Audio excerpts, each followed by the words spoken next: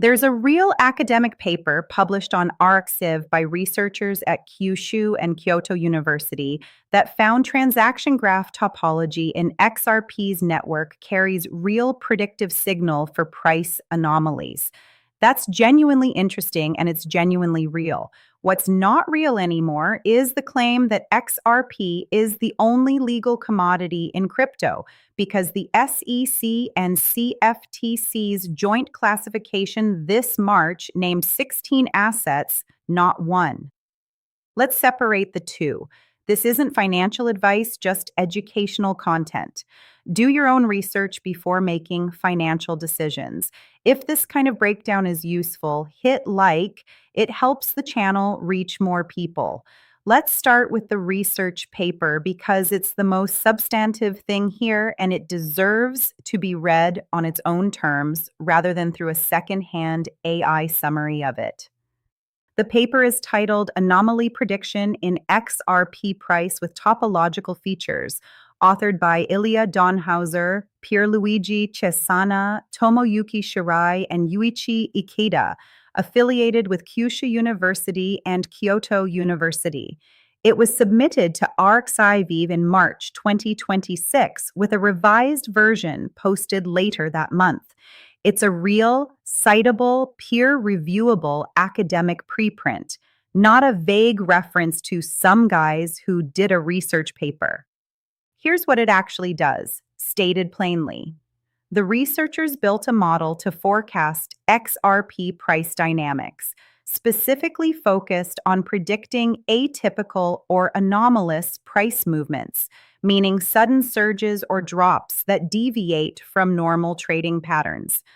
Their core idea draws on a body of prior research showing that the structural properties of a cryptocurrency's transaction network, how addresses connect to each other, how value flows between them, contain information that pure price history models miss entirely. They apply a mathematical framework called topological data analysis to the XRP transaction graph, extracting specific structural features, including something called Betty numbers, which describe the shape and connectivity of the transaction network at any given point in time. They feed those features into a machine learning model, specifically an LSTM, a type of neural network designed for sequential data. And they use a technique called SHAP analysis to determine which features actually contributed to the model's predictions.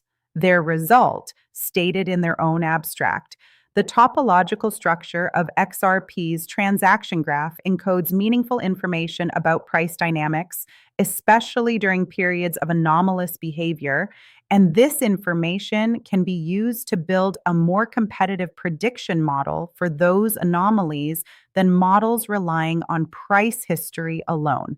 That's the actual finding. It's narrower and more technical than XRP isn't just random price action. And history shows a surge becomes much more probable. The paper is making a claim about model performance on a specific data set using a specific methodology, not a claim that this pattern reliably predicts the future with any stated confidence level investors should act on. This matters because once you read what the paper's authors actually claim instead of an AI's summary of someone else's paraphrase of it, the finding gets smaller and more honest, and that's not a bad thing. Smaller and honest is what holds up. The researchers are demonstrating that a specific class of network features improves anomaly forecasting in a back-tested academic context. They are not claiming a tradable signal with a defined win rate, and they are not claiming the inverse, that crashing transaction volume reliably predicts price crashes, even though that's a reasonable hypothesis worth testing separately. Whether the same topological signals that preceded a surge also precede a downturn, which is the specific inversion being floated here, isn't something the paper itself tests or claims. That's an extrapolation layered on top of the actual research, and it should be labeled as exactly that. A plausible hypothesis someone is floating, not a finding the paper supports. The October crash observation deserves the same honest framing, A drop in on-chain transaction volume in the days before the broader crypto market crash on October 10th is a real checkable data point, viewable directly on a block explorer like livexrpl.org. One instance of a metric declining before a known crash is worth noting and worth testing across more events. It is not, on its own, a validated leading indicator. The difference between this happened once and it's worth investigating further, and this is a game changer if you trade, is the difference between a hypothesis and a conclusion. And only the first one is actually supported by what's been shown here. Now, to the legal claim that needs a direct correction because it's specific, it's confidently stated, and it's wrong as of this year. The claim made is that there is only one digital asset on the planet that is legally a commodity, that the only way an asset becomes legally classified is through Congress passing a law or a court ruling in a lawsuit, and that since the Clarity Act hasn't passed, XRP remains the sole asset with that legal status because of how its specific SEC lawsuit resolved. That was an accurate description of the legal landscape for a period of time. The 2023 ruling in the Ripple case did establish, in the context of that specific litigation, that XRP sold on public exchanges to retail buyers wasn't a security.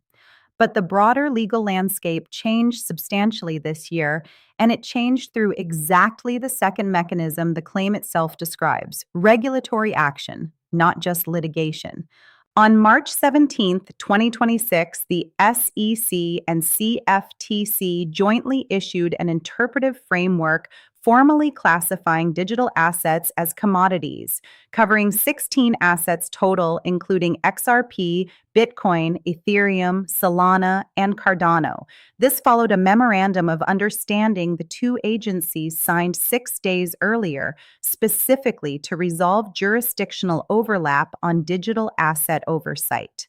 SEC Chairman Paul Atkins described the philosophy behind it directly, saying the agency is not the Securities and Everything Commission anymore.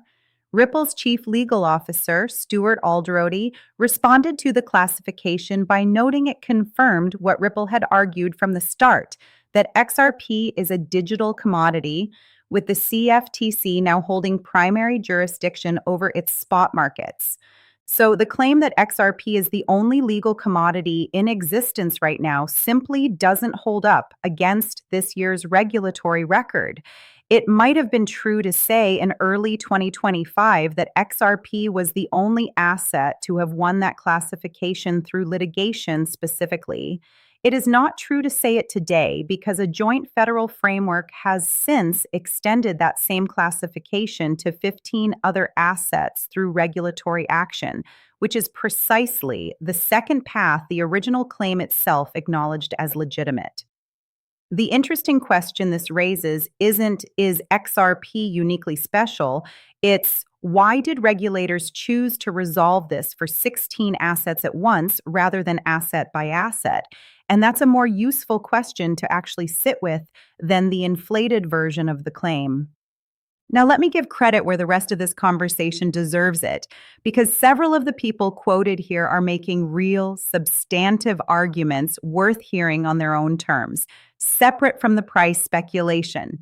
Kristen Smith's framing of the Clarity Act is accurate to the bill's actual content.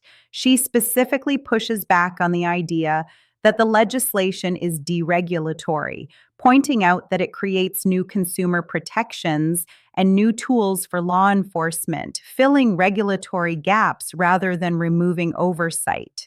That's consistent with what's actually in the bill's text regarding Anti-Money Laundering and Bank Secrecy Act provisions, which apply to digital assets under the legislation in ways the banking lobby's public objections have sometimes mischaracterized.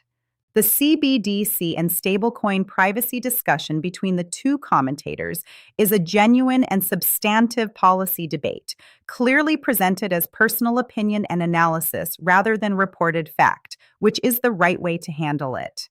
Their core point, that a privately issued stablecoin requiring government approval to exist functions similarly to a government issued digital currency in terms of the data visibility it creates, even if it isn't formally called a CBDC, is a real and reasonable observation about how the Genius Act's privacy provisions, or lack thereof, actually work. The Bank Secrecy Act does apply to stablecoin issuers the way it applies to traditional banks, meaning law enforcement can request transaction records without the same warrant requirements that would apply to, say, a physical search. That's accurate as a description of existing law, and it's a fair point to raise regardless of which side of the privacy debate you land on. The historical color from Ashish Birla about Ripple's early offices, no air conditioning, makeshift desks, Chris Larson's frugality, David Schwartz and Arthur Brito working through consensus mechanics in adjacent rooms, is exactly that historical color. It's a real account from someone who was there, and it's presented as a personal recollection rather than a market signal, which is the appropriate way to treat it. So here's the honest synthesis.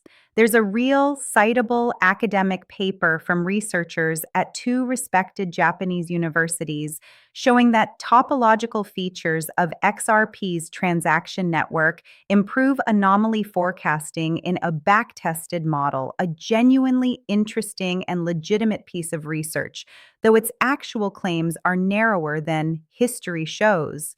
A surge becomes much more probable. The October transaction volume drop preceding the broader crypto crash is one real, checkable data point, not a validated predictive model. The claim that XRP is the only legally classified commodity in crypto was accurate at one point and is no longer accurate following the SEC and CFTC's March 2026 joint framework, which extended that classification to 16 assets. And the policy commentary on the Clarity Act and stablecoin privacy, clearly labeled as personal opinion from named individuals, raises real and substantive questions about how digital asset regulation actually functions, separate from any claims about price. Which of these threads do you think deserves more attention than it's getting? The actual academic paper, the commodity classification correction, or the stablecoin privacy debate? Drop your take in the comments. If this gave you a clearer picture of what's documented versus what's exaggerated, go ahead and like it and subscribe for the next one. Share it with someone who heard XRP is the only legal commodity and took it at face value. The paper is real and it's on ARXIV for anyone to read directly. The commodity classification is real and it covers 16 assets, not one. Both of those facts are stronger on their own than any story built on top of them. Stay informed, stay positioned. I'll see you in the next one.